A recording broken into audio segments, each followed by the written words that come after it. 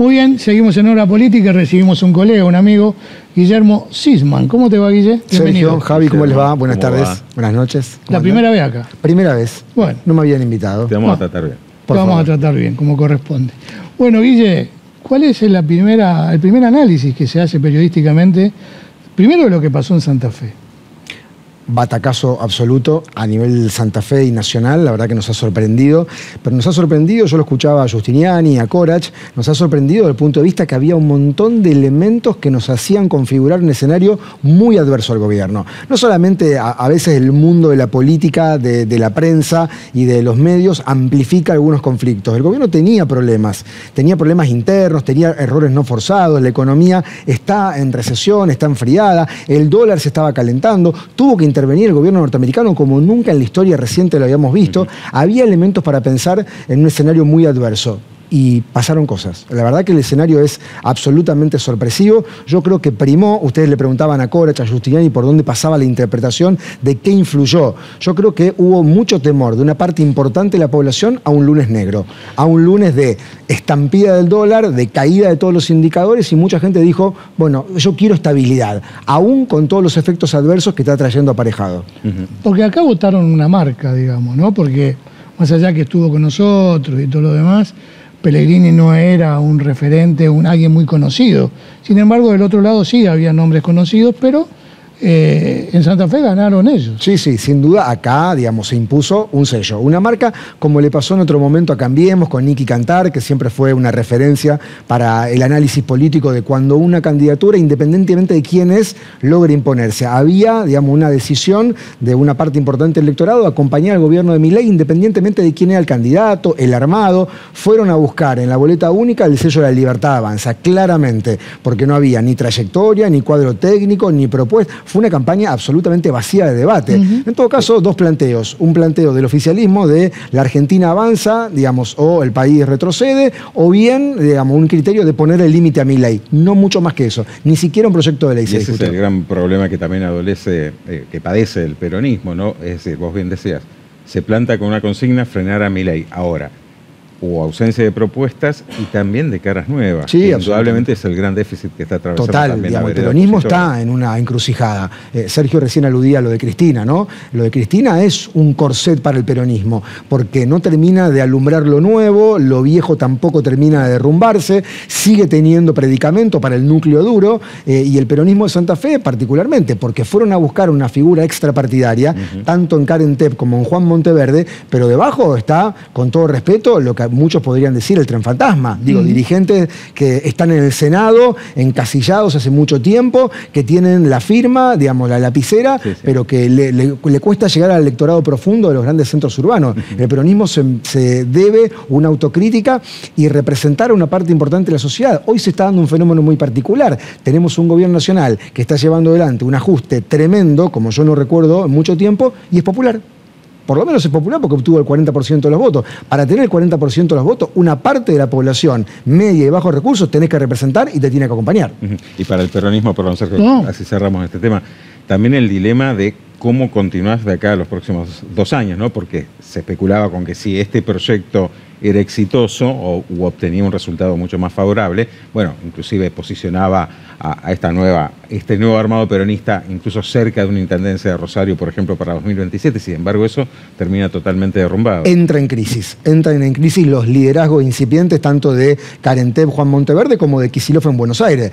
Hace un mes y medio todos lo veían como el candidato a presidente ya indiscutible. En política es todo muy efímero, muy volátil, no es una regla de 3, y Kicillof yo creo que saboreó el triunfo con anticipación y se comió la curva.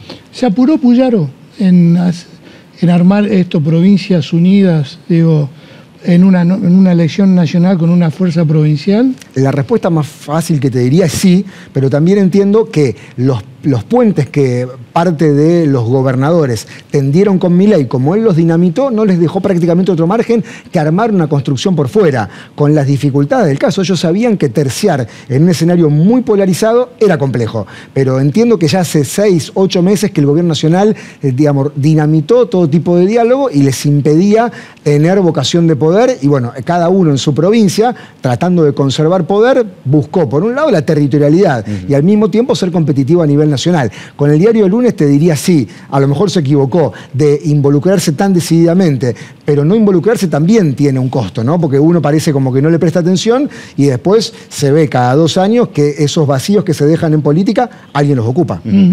También certifica este resultado que el electorado mensura de modo distinto, ¿no? El estar frente a una elección nacional que una provincial. Digo, por el Totalmente. caso de Puyaro, de Kicillof también, ¿no? En septiembre Kicillof se afilaba el cuchillo y ahora... Sí, decididamente, incluso con herramientas como la boleta única, que son más sofisticadas, que le dan más autonomía al elector. Claramente no hay que subestimar al electorado. A lo mejor, digamos, uno está muy involucrado en la cantidad de información que consumimos y pensamos que le iba a ir mal al gobierno. El electorado sabe qué se vota en cada elección, quiénes son los candidatos, qué se pone en juego y va definiendo de acuerdo a sus necesidades, su orientación.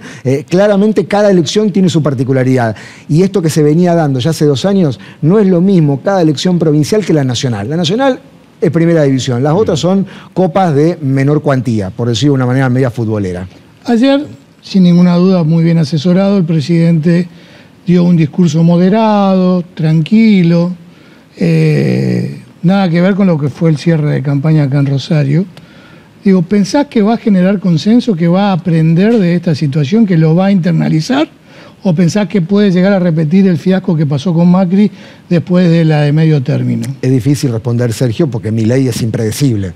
Pero en el terreno de la conjetura, yo creo que Milei es consciente de que no le alcanza con lo propio para un plan de reforma estructural profundo. Con esto él tiene garantizado blindar los vetos, sostener gobernabilidad, evitar el juicio político que asomaba. Había un club de helicóptero que lo quería sacar de la Casa Rosada con elementos constitucionales. Digo, lo de Perú acá empezaba a asomar.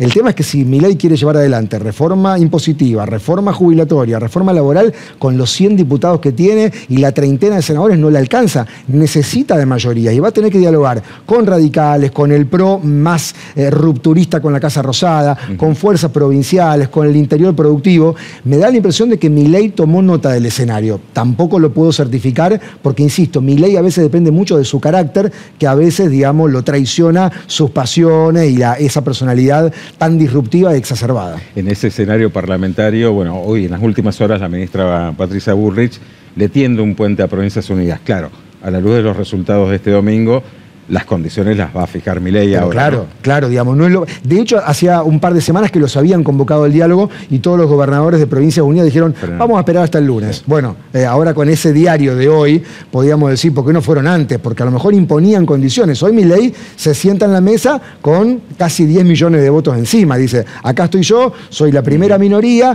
quiero convencerlos. Y hay mucho en política, independientemente de la aritmética, de cuántas bancas tiene cada uno, hay un clima de época que ahora está acompañando el gobierno, independientemente del juicio de valor que podamos hacer y que muchos suponíamos que era muy poco probable. Se dio, Milei hoy está fortalecido, va a imponer condiciones y en esa idea de imponer condiciones yo creo que los convoca porque sabe que los puede convencer. Y te llevo a Rosario. Digo, recién hablábamos con Corach y uno cuando empieza a ver la primera lectura de cómo fueron los resultados en determinados barrios fundamentalmente, se encuentra con que la libertad avanza una vez más, irrumpe con fuerza en sectores vulnerables, en los sectores más jóvenes. ¿Cuál es la lectura que vos tenés al respecto? Bueno, primero insisto con esta idea, para tener 40, 45% tiene que haber una transversalidad del acompañamiento porque no se explica por los sectores medios y medios altos. Claro. Eso está claro. En algún punto la Libertad Avanza canaliza ese voto antiperonista que también Rosario ha tenido históricamente y gran parte del país. En algún momento fue de Cambiemos, de Juntos por el Cambio, del socialismo, incluso con sus particularidades, de Creo, de Pablo Hapkin. Hay un voto antiperonista muy consolidado, muy marcado, que va adoptando, digamos, preferencias electorales según el protagonismo que tiene, el discurso de la época, pero claramente hay una franja etaria que acompaña al presidente porque lo que venía antes no se renueva, no seduce, no convence y hay una transversalidad que no se explica ya por el nivel de ingreso, por las identidades políticas. Las identidades políticas están en franca decadencia y está todo muy fragmentado. El esquema que nosotros supimos conocer de Partido Radical, Peronista y alguna tercera fuerza ya no explica la representación política hoy por hoy. Y este resultado también ya proyecta, hablábamos antes de Rosario como un coto electoral importante, digo, ahora va a sumar a una fuerza libertaria también competitiva de cara a 2027, ¿no? Hasta ahora se hablaba del oficialismo y del peronismo. Ahora talla también con fuerza otro actor. En principio sí, Javi, pero no nos olvidemos que en una elección a concejal de mitad de mandato, Roy López Molina había arrasado y ya todos lo daban como intendente de hecho. Cada elección tiene su particularidad, una legislativa no es lo mismo que una elección ejecutiva, una elección nacional no es lo mismo que una elección provincial. Digamos, uno se ve tentado a proyectar que la Libertad Avanza empieza a tener predicamento en Rosario y mucho protagonismo. Yo no me animaría a ser tan tajante de que van a ser protagónicos y que van a tener chance de poder de acá a 2 años, porque en Rosario, en Santa Fe, en Argentina, 2 años es una eternidad.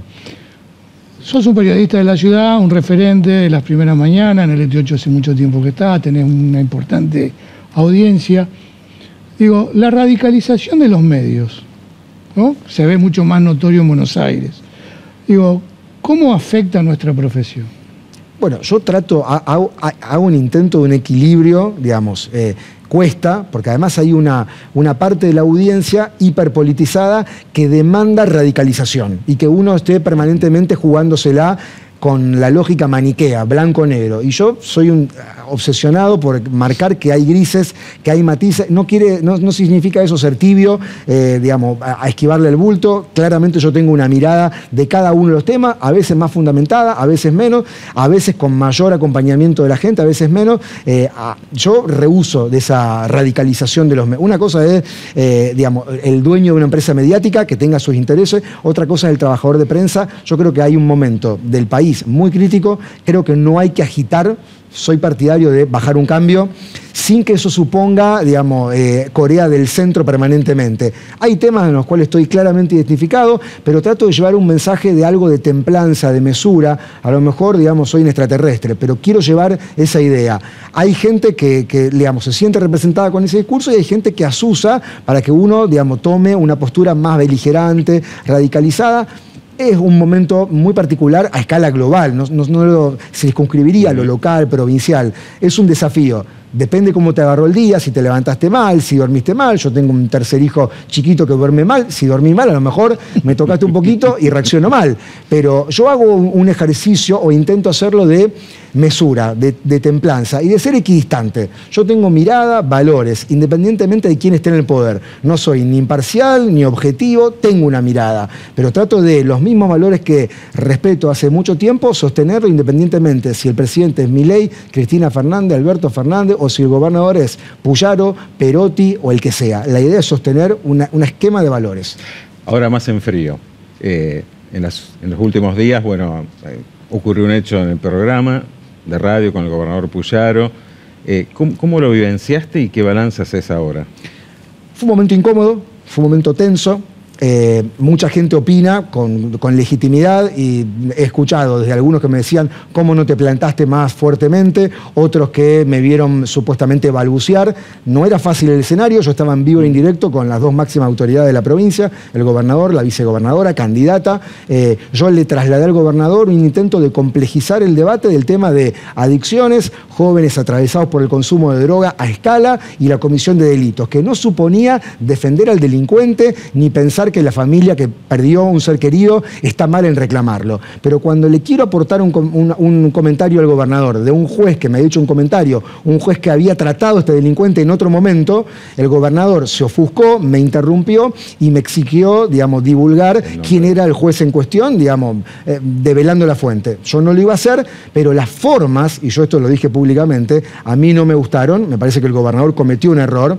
No quiero sobredimensionarlo, no me quiero victimizar, pero yo creo que siendo el gobernador de la provincia, esto que les decía recién, del ejercicio de la templanza, de la tranquilidad, de bajar un cambio, si tenemos un gobernador que le grita a un periodista pidiéndole que le diga el nombre de un juez y amenazando con hacerle un jury de enjuiciamiento para eventualmente destituirlo, estamos hablando que un gobernador va a promover la destitución de un juez por una opinión.